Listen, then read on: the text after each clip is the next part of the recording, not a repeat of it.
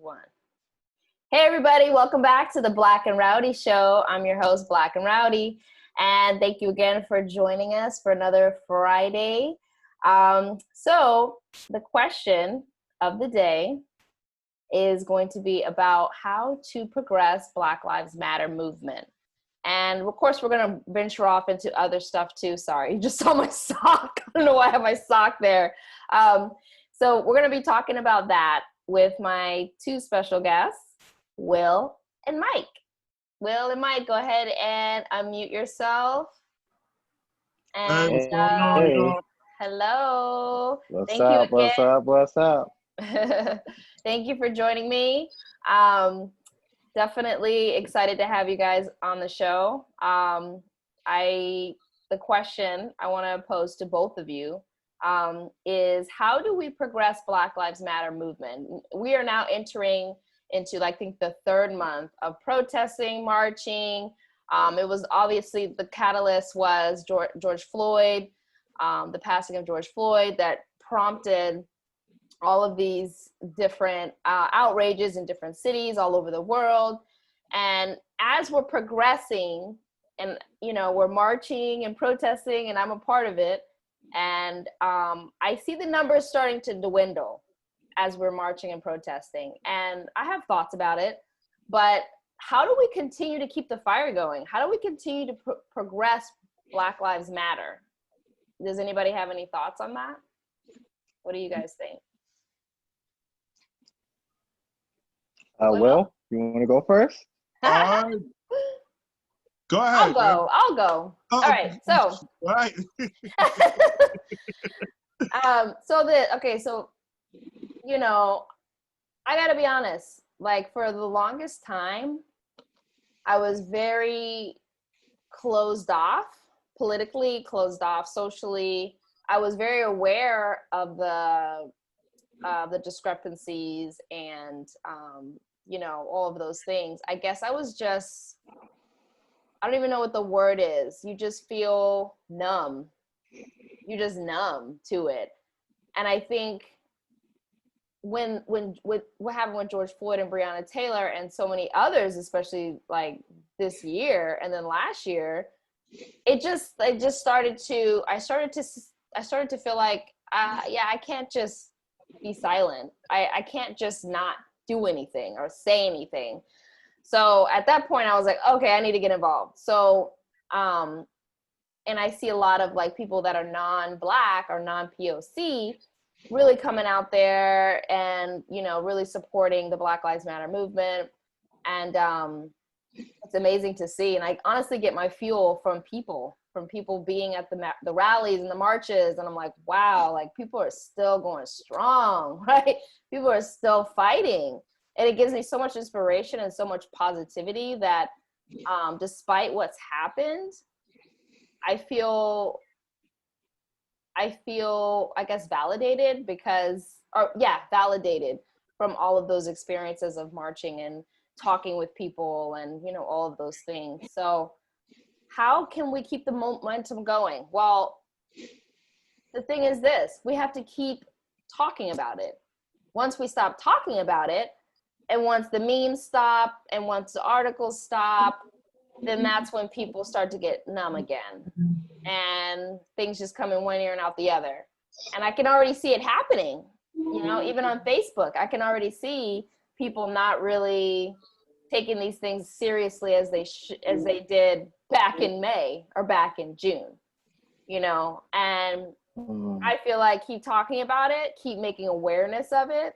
Hey, Breonna Taylor, like, this is already the 104th day that her murderers have not been charged or have not been, indicted or whatever. So that's where we just have to keep putting it out there. And I guess, how do you have the motivation to keep doing that? You just do, right? You don't have a choice. What do you think, Will?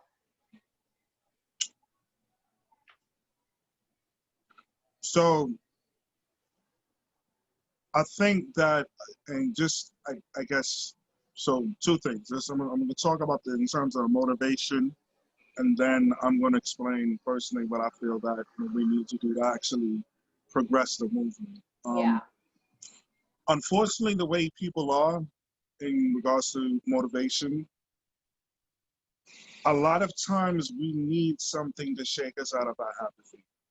There was a theme, there was a quote in Batman Begins, and that's actually one of my favorite movies because it deals with crime and injustice, but it also deals with, as a society, the feelings or the lack thereof towards that specific injustice.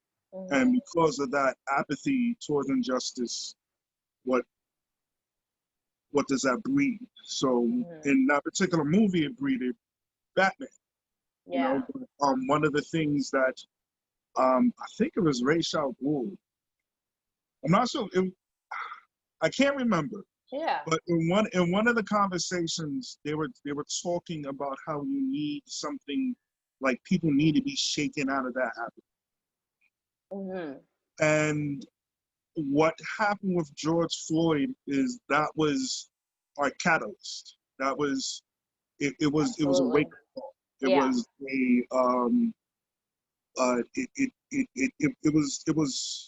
a horn. It was a loud horn in the dark, just waking people up, just getting people out of bed. You know what? Listen, there is still a problem. Can I pause you there for a minute?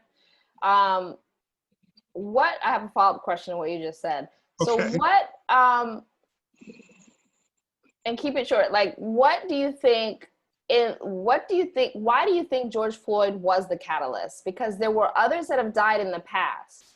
What do you think it was that really kind of was the boiling point for people? You know what I mean?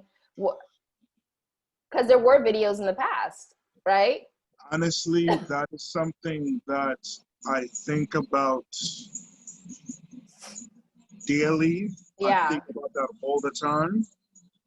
I would like to say it was because of just the rawness of the video, the callousness of the officers, how they didn't rent out.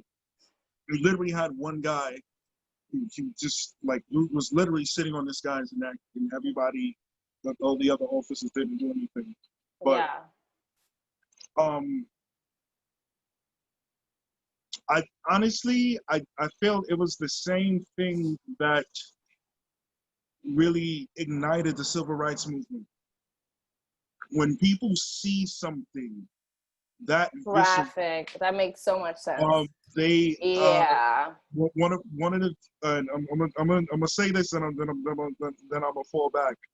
One of the things that is credited with actually being the genesis of the civil rights movement is actually the murder of Emmett Till. Yeah, that's right. And they say that when the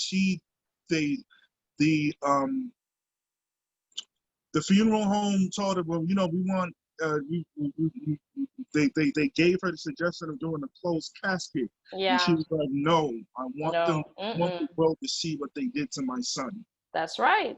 And when the pictures of this mangled, beaten up body of a 13-year-old who was 14. just brutalized by grown men, that started people down this path. Absolutely, yeah. So I think I guess George Floyd, he was our the Emmett Till. Yeah. Yeah. So what do you think, Mike? Do you have anything to add to that before we move on? Yeah, I'm trying my best to condense my thoughts because there's a lot. No, go right ahead. Okay. Let me try it. All right. So Black Lives Matter moving forward, I think, and I've talked about this a lot, there needs to be a centralized leadership.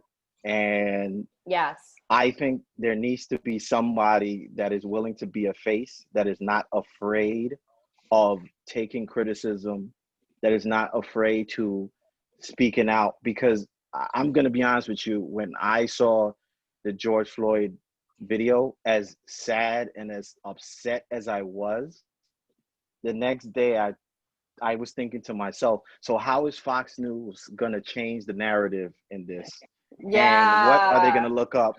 What criminal record they're gonna go find, and what, because they're Yeah. gonna justify this death, because that's Yep. what they always do. That's what they Every always single do. time a cop, Absolutely. yeah, every single time a cop kills somebody, we got to justify the death. Well, he was a criminal and he did this 15 years ago, and Yeah. he is a felon, and he is all these things. And I think that when it comes to the Black Lives Matter movement, I've observed what the naysayers say, and like it's the same thing they said about the NAACP in 1919 after Red Summer, when they were becoming more militant.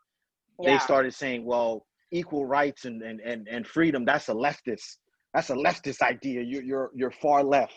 So Yeah. the way the politicians spinned it was, well, if you believe in equal rights for Black people, then you're a communist. You're right there with Yeah. them. You're being pushed there with them. Absolutely. And Yep. today with Black Lives Matter, what do I hear? Oh, they're a Marxist group.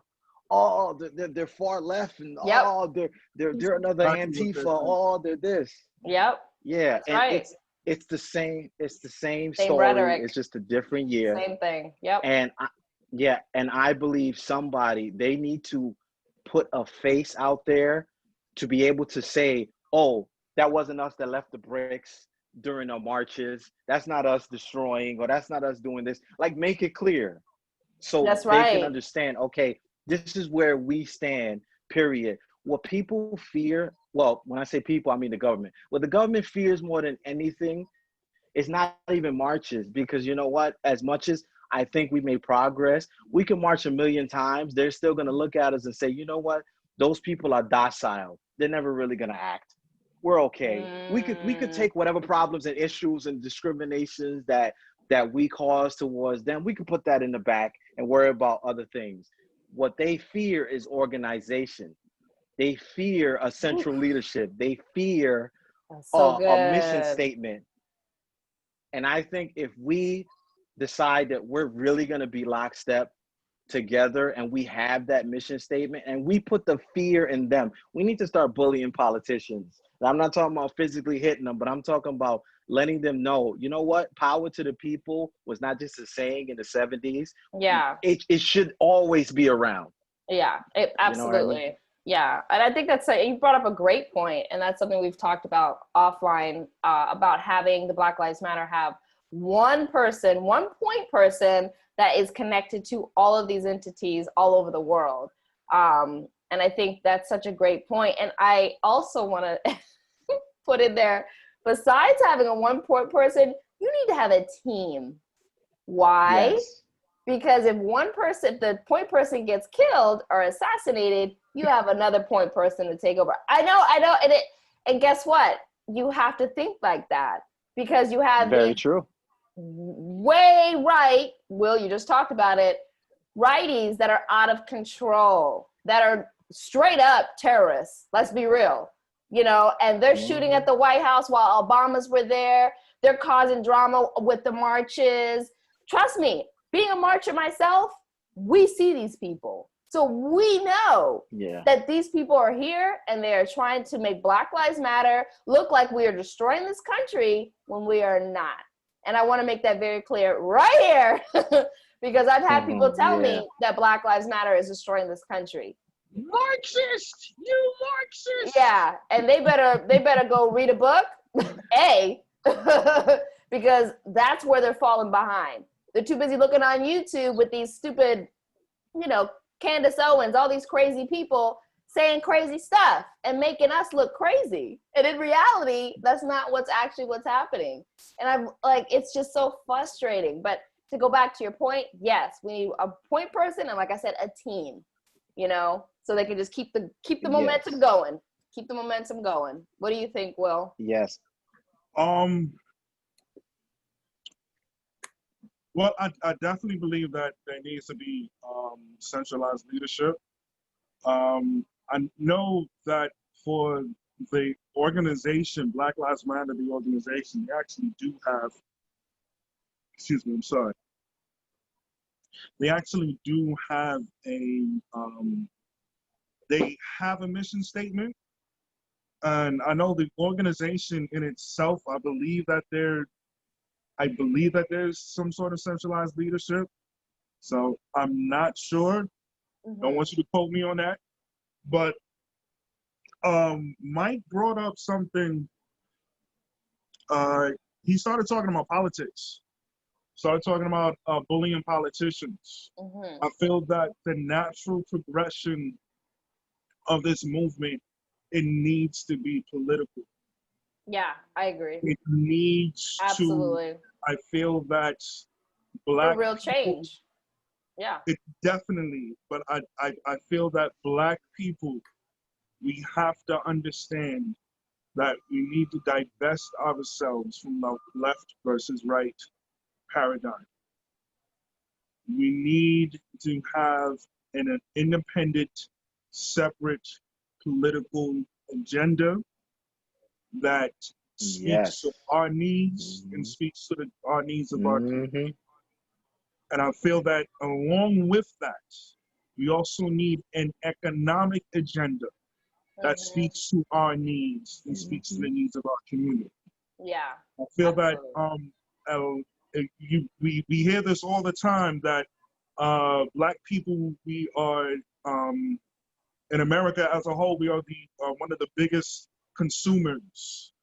We spend up Yeah. to Yep. I think it was $1.1 trillion yearly, but only a fraction of that is actually seen within the actual community. Yeah. Like that's something that we have to we need to understand that. And I feel that marching is nice, marching is cool, marching definitely gets things done, but the end result, it needs to be okay. So like I don't even like this term, but like the end result needs to be, we need to start sitting at the table. And I'm not in terms of, but letting people know, listen, if we're not going to get into the table, then we're going to burn down the room. Yeah. So like that's the mindset that we need to start having. I'm not literally saying literally burn down the room, but in terms of politics, in terms of in economics, like people need to, like the politicians, local,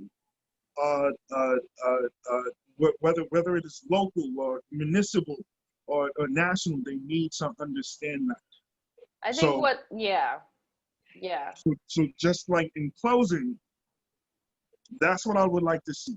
That's what would solidify this game. Absolutely. Because Yeah. if that doesn't happen, it's going to just be another footnote like Occupy Wall Street. Because that's what didn't happen with Occupy Wall Street. And that's why Occupy Wall Street is just looked at as, okay, yeah. Yeah. So a quote that Gwen Carr, Eric Garner's mother, said, which I absolutely, every time I hear her speak, I'm just inspired. Like that woman, like she's been speaking forever, obviously, but you know, she says, if you're not at the table, you are on the menu. And it's like, that hit me. I was like, wow, you're right.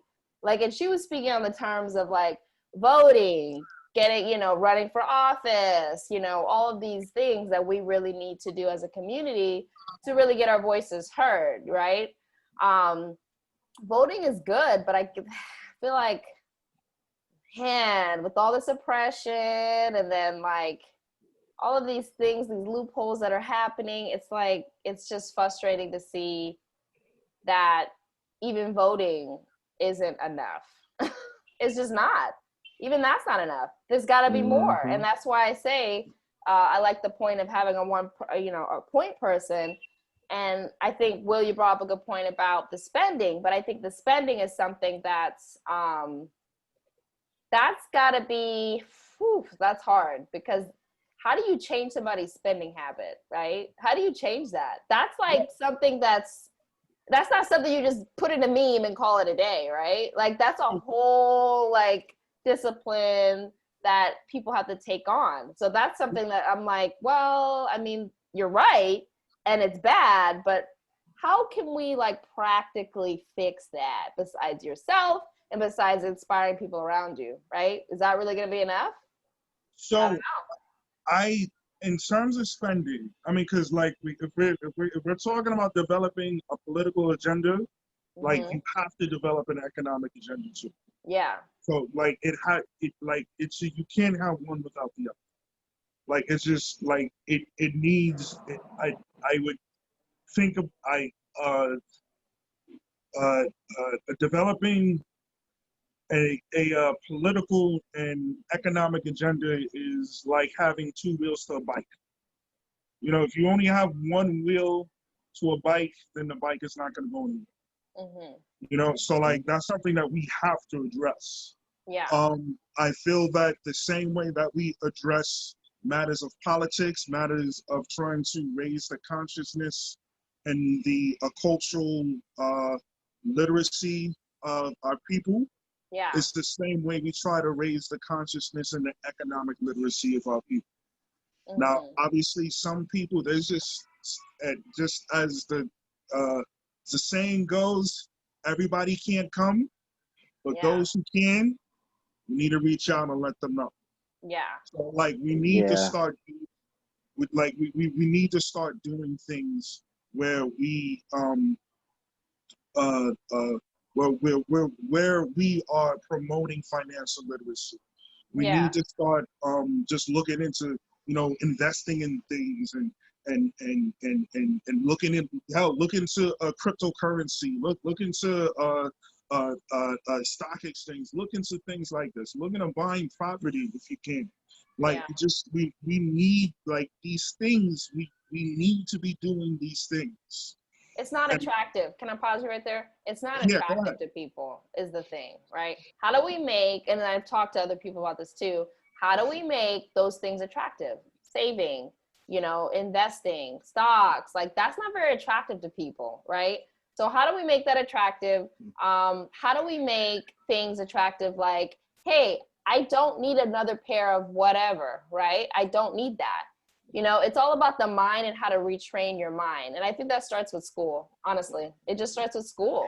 Teaching Yeah. kids, Yeah. teaching our kids, well, because I'm a teacher, teaching our kids about spending habits. Hey, like you don't need that. Like that's not something you need. What's something that you can what can you do with that money? How about you save it? What happens when you save after 2 months? You get this amount. Like just teaching that in school, I think is imperative because then the next generation knows already saving is important, right? So I think it starts with education. I don't know. That's just me. Yeah. I was gonna say, um, well, a lot of the things you guys said, I I 100% agree with, but the way I see it as far as how it can get there, Mhm. like going back to the Black Lives Matter movement, Mhm. the unity factor is very important. And I know we've had this conversation before, Yeah. Kim, where when you're in a group of people and you're marching and then they use terms like black on black crime, Yep. and I remember saying how much I hate that because Yep. that's not even a real thing, Yeah.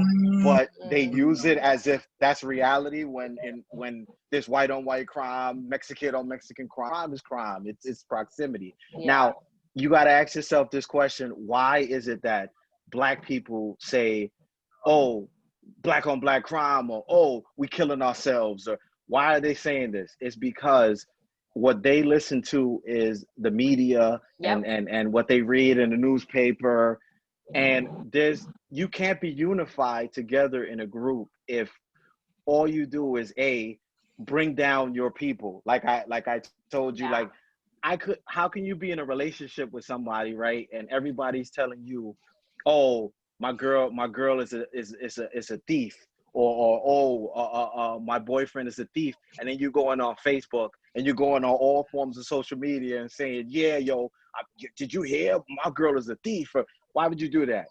Yeah. Even if it's true, even if it's true, you shouldn't even do that. But No. guess what? You should be handling it at home. The fact of the matter is, we don't have a relationship with our community, which is why we don't have unity.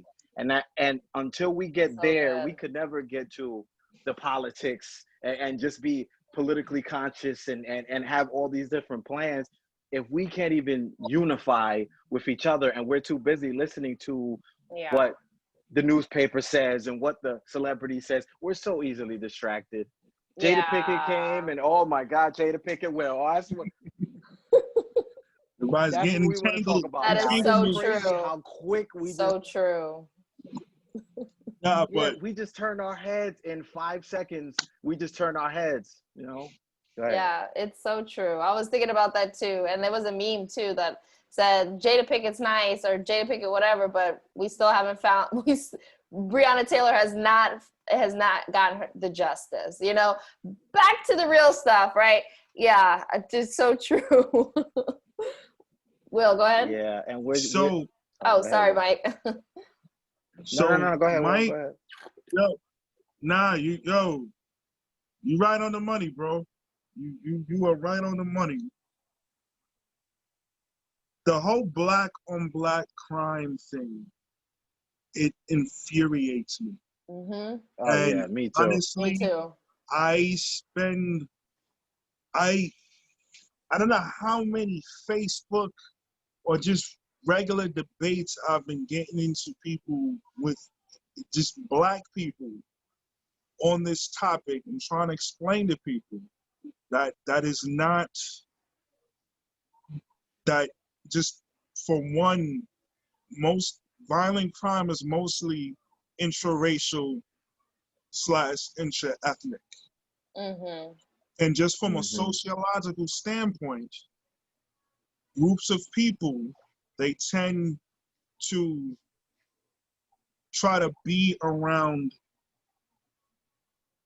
people with similar cultural backgrounds. Mm-hmm. So if you're having a if you're having a problem with somebody, then that problem is nine times out of 10 is going to be with somebody who looks like you. And it's just the way things happen. Unfortunately, when you have a lot of these areas are also happen to be high poverty. Mm-hmm. Poverty, Mhm. it exasperates many of these issues, Yeah. and it makes these issues worse. Yes, absolutely. So, so something where where you have a situation, you're having a situation where you have conflict with people, and you're adding poverty, you're adding things like crime and things of that nature. Mhm. That, unfortunately, that's what you get. What I try to explain to people is that this is not unique to black people, because this has been happening to every group that has moved into the United States. When the Italians came, the Italians were wild. When they had all the back in the turn of the century, when they're having their gang wars, and when they started creating a mob and everything, they were just bugging out. They were popping people left and right. The same thing with a lot of the Jewish gangs. Mm-hmm. Jewish gangs, from buck wild. Yeah. You have in Boston, the Irish Mob. And pretty much the Irish Mob is just they were just glorified street gangs. They're doing the same thing. What happened? Many of these areas that these people live in right now, they're not poor areas anymore. So you don't have the same problem. Meanwhile, you go to a spot in Brooklyn, you say like East New York or someplace, where you have, let's say, a whole bunch of Crip dudes. How long has that neighborhood been impoverished? What else are you expecting? Yeah. And it frustrates me when I try to explain to people, like, this is a socio-economic problem. This is not a color problem. Yeah. The thing is this, like, people they just want to be like somebody told me this I think last year, and it was spot on. He said educated people will look for answers, stupid people want to be told. So if you're in that category, you just want to be told the statistics, you just want to be told that Black people are menaces to society, and you'll just believe it. You know, you won't try to research, you won't try to figure it out, you won't try to do anything. And I don't mean to be that blunt, but that's the bottom line. Like, if you're not looking for answers, then you're just gonna fall for whatever comes to mind. Like, you're just gonna fall for whatever. Okay, yeah, sure, the sky's purple, no problem, because Trump told me it's purple, I'll take that, no problem. You know, like that. They don't look for it, they don't try to find it out. So I don't even try to be bothered with people that don't try to try and figure stuff out, right? Like, or understand things. Because hello, you got your cell phone, right? Boom, boom, boom, you got your answer right there 9 times out of 10. I mean, yeah, you got to check you know, you got to make sure it's correct, right? And accurate, check the copyright or whatever. But at the, you know, the point is this: it's literally at your fingertips. So to me, you don't have an excuse. I got to be honest, you just don't. What do you say, Mike? Go ahead. Yeah, and to kind of piggyback off of what you guys were saying, so these neighborhoods that are poor and are struggling, and they just happen to be Black neighborhoods. I think what people don't understand, because they don't research, it's been set up this way by the government. That's why racial covenants exist, redlining exists. Like, these things have been around for so long. Even in New Jersey, they still practice redlining in 2020, and it's set up so it can look like we're the savages and we're the issues. Like, I remember reading about a case which was represented by Thurgood Marshall, Shelley versus Kramer in the 1940s, about a Black family that wanted to live in a house in St. Louis, and Thurgood Marshall ended up winning the case. But the way that the owners of the property was able to find a loophole was they sued the owners of the house for property damages, because they said the value of the property is going to be less now because Black people live there. So after a while, everybody started doing the same thing. Like, all the property owners started doing the same thing. So they continued, even after the case, they still continued to racially profile, but now they did it out of fear, because now these people are saying, well, we can't afford to pay the lawyer, we can't afford to pay the court case. So it's basically, this was not a choice for these neighborhoods to be the way it is. The government designed it that way. And until we start seeing it, I think people don't understand, because it's easy to eliminate the humanity of people and just say, oh, well, this is what Black people do. Oh, they always killing each other and all this and all that. They separate the humanity of the person, and they don't understand, look, there's a reason why these things are happening. And yes, being in a poor neighborhood and you struggling and you don't have no food, what you gonna do? Like, right now, I'll give you an example.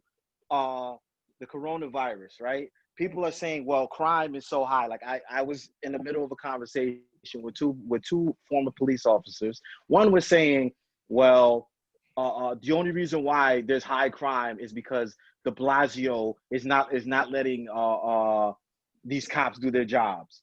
If you wouldn't have been taking the money out of the situation, these cops wouldn't do their job. So I heard that twice, but the second time was when I answered it, because I was jogging in the park, and I was just upset that they were talking about it. So this is what I had to explain to these two cops who were saying this. I said, okay, so you cops understand what happens when somebody gets out of jail. They get sent to these middle houses where they have to stay for a little while, and they have to deal with the parolee, and the parolee helps them find a job and find a place to get settled and get the process going so they can start their new life outside of prison. All of those places have been closed because of the coronavirus. So now you gotta ask yourself this question. Somebody just came out of jail after serving a sentence.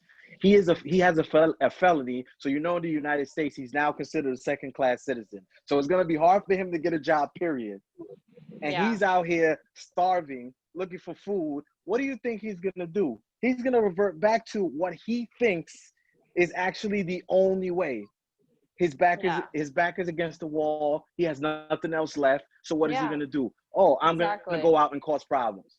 And Yeah. people don't see that They because they don't. eliminate the humanity of the person and they say, oh, it's because we just killing ourselves. And oh, see, they just want to kill people because the police and they're taking money away from the police and that's why they want to kill people. And the defund the police thing is hilarious because people don't understand when the police are getting billions and they're having baseball leagues and basketball tournaments and like, do they really need baseball leagues and basketball tournaments? I don't really No. think so.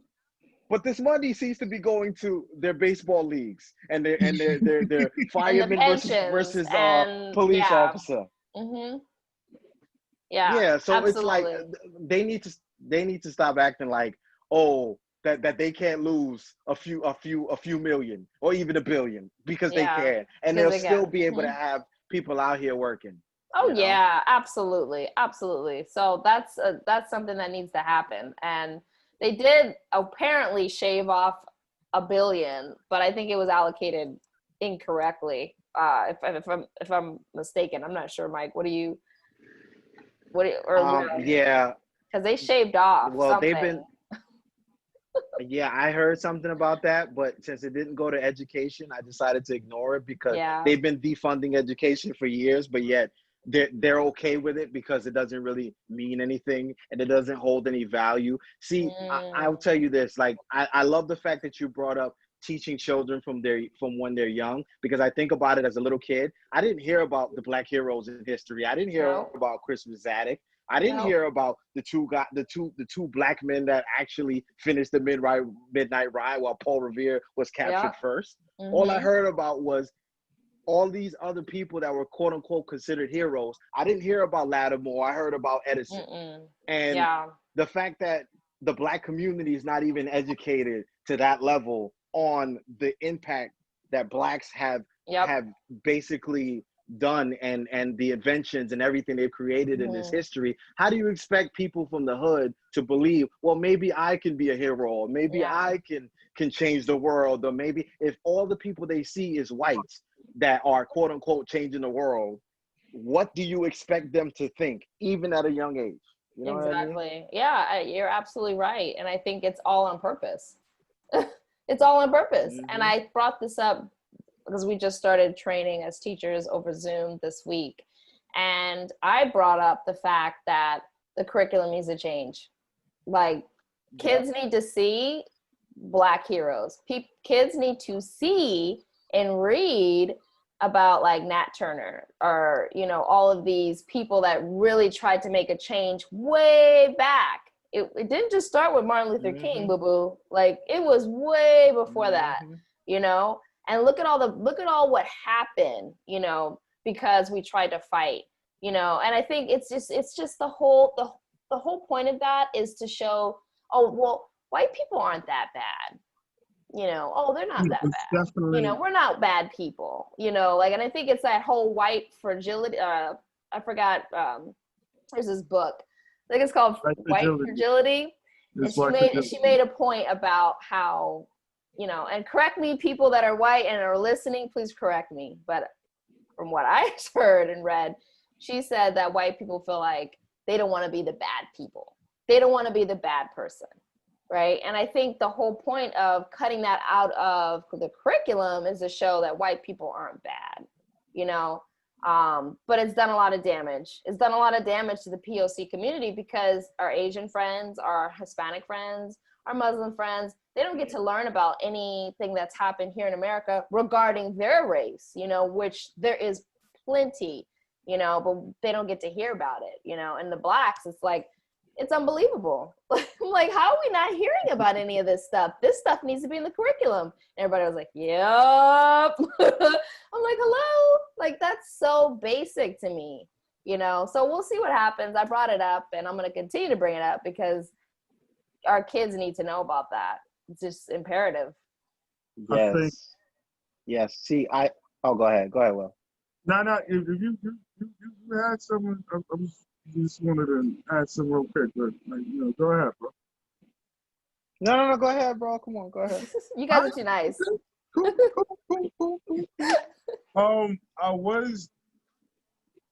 I was gonna add that I mean, you definitely, in terms of like the history, definitely, I feel like a lot of kids should learn about, all of the slave rebellions that happened, and not just the ones in the United States, but not even just the ones in Haiti. Learn about the ones that happened in Brazil. Learn about the ones that happened that's true. in PR and Mexico. Learn about the ones that happened in Jamaica. Yeah. There's a lot of just history. There's a lot of situations where people like they stood up for themselves and they fought to take back their dignity. But just to speak to the greater point that you pointed out, a lot of them, they will not teach that. And the reason being, I do believe that it has something to do with like fragility. Also, just subconsciously, dominant culture in any sort of country, dominant culture tends to view history through their lens. Oh, yeah. So whatever, the root word of history, like, his story. That's right. His story, not, that's so true. It's not even like just takes the context of racism out. You could put with any sort of people, any sort of situation where you have an existing quote unquote dominant culture versus people who are not. Let's say, case in point, classism. Like the world is told through the lens of people who are rich. Absolutely. So Will, if you just, I'm sorry, Will, you have like 1 minute, if you don't mind. Okay, I'm gonna make this quick. All right. so in terms of in terms of us learning our history, I feel that it's indicative on us for us to learn our history, for us to teach the younger generations our history and things of that nature, because they won't. And it is hard for people to see themselves as the villain when they view themselves as the hero all along. So and it's honestly disgusting, because first of all, I'm gonna say this real quick and then we're gonna wrap up. And Mike, you can jump in if you want to say your last point too. But it's just disgusting to me, like with the Confederate the Confederate statues. It's like, you lost. Why are you up here? But if you look back, you can see, I'm not going to get into it, how that all came about. It's very, very clever. And it was all done by women that could not vote, white women that could not vote, and didn't have any type of rights. So think about that for a minute. They were able to have books upon books about how the Confederacy is yada, yada, yada, make it all, puppies and rainbows. And then be able to even manipulate the government to make statues. Wow. I gotta be honest, to me, that's amazing. honestly, think about that. And you can almost learn from people like that, right? You can learn from, okay, let me see how I can manipulate this for my advantage. And these are, you know what I mean? It's just, to me, it's amazing. But I mean, obviously it was not right. Like, we don't need Confederate soldiers of people that have, they lost the war and they were slave owners, So anyways, thank you both for coming on the show. Mike, do you have any last words before I wrap up? Yeah, I was just gonna say, they still do those Confederate shows and the reenactments of the Civil War. Yep. Till this day. people fight and say that the Confederate flag doesn't mean the same thing, which is a lie. Yeah. And since 2006, they've been trying to eliminate all forms of mention of slavery from the history books since actually 2006. Yeah. And they just want to call it immigration, which is even more like, let's just throw it in the dirt and make sure that people don't know. So try to make it into immigration. Yes, that's what they've been calling it. They've been romanticizing slavery. That's what they've been trying to do since 2006, and there's been a fight about that. But yeah, we need to stay woke. Yeah, stay woke, people. Stay woke, because that is disgusting. Wow. All right, thank you, Mike. Thank you, Will, for being on the show. So with the wrap up, I want to reiterate what we talked about, right? So Black Lives Matter progression, we talked about having a central person, which I think is key. That kind of connects all of the movements all over the world to one person that leads to a team. So in case one of them gets assassinated, sorry, don't mean to be morbid, but it's the reality of where the times we're in. Have a team of people that are all alike in their mindset. If one goes down, another comes up, and we're just going to keep the movement going. So having a centralized voice, right? And then the other one was being aligned. Because I heard you, Mike, say that we're kind of disorganized at times and we're not really aligned, especially when people make comments, like I had brought up with you, Mike, about how some Blacks think that there's like Black on Black crime.